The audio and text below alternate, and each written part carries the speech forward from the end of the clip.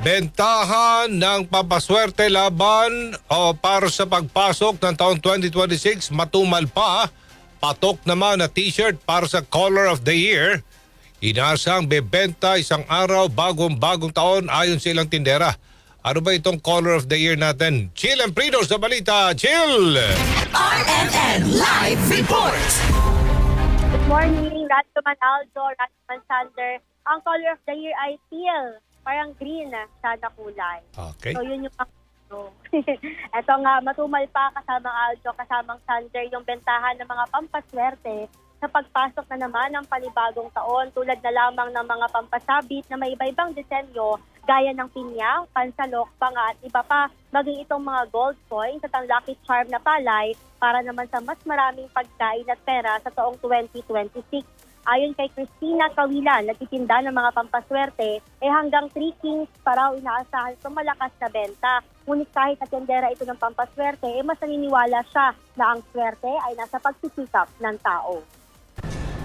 Matumal, ganun, di masyado mabili. Pero baka mga January 1, mabili na yan. Ay, yung swerte ng January 1 eh. Wala, gusto rin nilang swerte yung bahay nila. Ganon. Sa tao yan, wala sa dito. Kaya huwag kayo bibili. Joke.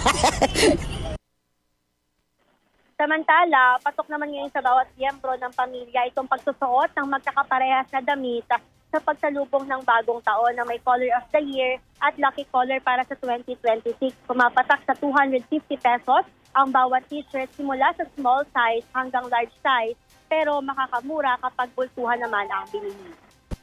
Sa ngayon po, hindi pa po siya mabenta. Siguro po, katulad po last year, mabenta po sa amin noong December 30 at saka 31.